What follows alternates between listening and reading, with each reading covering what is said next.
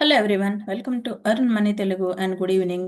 ఈ రోజు Seshasai technologies IPO గురించి చూద్దాం. వీళ్ళు మార్కెట్లోకి ఎందుకు రావాలనుకుంటున్నారు, వీళ్ళ బిజినెస్ ఏంటి, ఏ సెగ్మెంట్లో స్ట్రాంగ్గా ఉన్నారో వీళ్ళు చూద్దాం.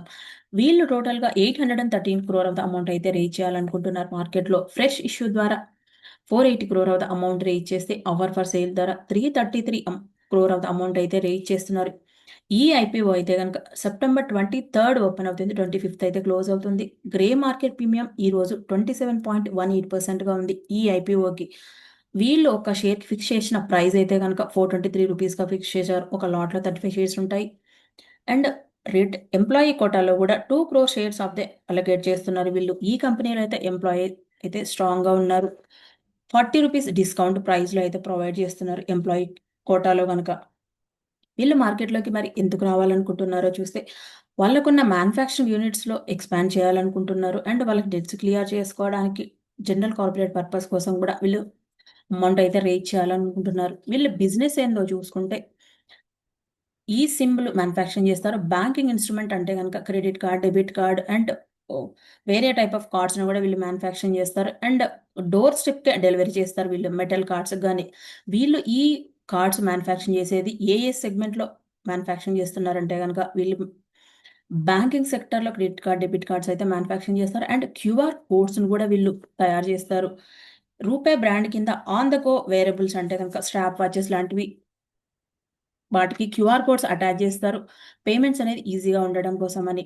ఫైనాన్షియల్ సర్వీసెస్ కూడా వీళ్ళైతే ప్రొవైడ్ చేస్తున్నారు. ఇన్సూరెన్స్ కానీ, గవర్నమెంట్ సెగ్మెంట్లో కూడా వీళ్ళైతే కార్డ్స్ అనేది ప్రొవైడ్ చేస్తున్నారు, మ్యానుఫ్యాక్చరింగ్ చేస్తున్నారు. రిటైల్ సెగ్మెంట్లో కూడా వీళ్ళైతే క్యూఆర్ కోడ్స్ కానీ అండ్ కార్డ్స్ కూడా మ్యానుఫ్యాక్చరింగ్ చేస్తున్నారు. అండ్ సప్లై చైన్ మ్యానుఫ్యాక్చరింగ్ కానీ, హెల్త్ అండ్ ఫార్మా సెగ్మెంట్లో కూడా ఇన్సూరెన్స్ కార్డ్స్లు కూడా వీళ్ళు మ్యానుఫ్యాక్చరింగ్ చేస్తున్నారు.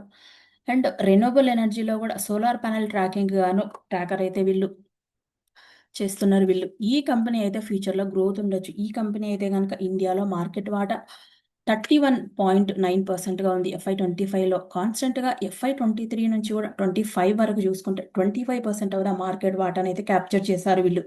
ఇండియాలో అయితే గనక సెకండ్ ప్లేస్‌లో ఉంది ఈ బిజినెస్ చేసే సెగ్మెంట్‌లో. ఇప్పటివరకైతే ఈ బిజినెస్ చేసే సెగ్మెంట్‌లో ఏ కంపెనీ కూడా మార్కెట్‌లో లిస్ట్ అవ్వలేదు. ఇదే ఫస్ట్ టైమ్ మార్కెట్‌లో లిస్ట్ అవుతుంది కాబట్టి, ఇండియన్ స్టాక్ మార్కెట్‌లో మొనోపొలీ స్టాక్ అనే చెప్పొచ్చు. ఇండియాలో నెంబర్ 2 పొజిషన్‌లో ఉంది ఈ కంపెనీ.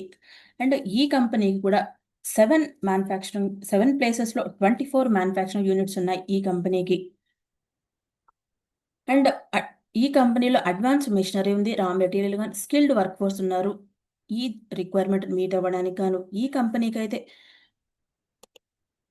సర్టిఫికేషన్స్ గూడా ఉన్నాయి. రూపే గాని, ఎఫ్ఎస్‌సి గాని, డీఎస్ఎస్ కంప్లెయింట్స్ గాని, ఆర్ఓహెచ్ఎస్ కంప్లెయింట్స్ గాని, ఈ బ్రాండ్స్ కింద వీళ్ళైతే క్యూఆర్ కోడ్స్‌నైతే జనరేట్ చేస్తారు. అండ్ ఈ కంపెనీకైతే గనక గ్లోబల్ పేమెంట్ స్కీమ్ నుంచి సర్టిఫికేట్స్ ఉన్నాయి. National payment corporation of India, PCI నుంచి కానీ, పేమెంట్ కార్పొరేషన్ ఆఫ్ ఇండియా గాని, ఐబీఏ నుంచి గాని, పేమెంట్ కార్డ్ ప్రొడక్షన్ చేయడానికి గాని, డేటా సెక్యూరిటీ ప్రొవైడ్ చేయడానికి గాని, అండ్ చెక్స్ గాని, డిమాండ్ డ్రాఫ్ట్ గాని మ్యానుఫ్యాక్చరింగ్ చేయడానికి కూడా వీళ్ళకైతే పర్మిషన్ ఉంది.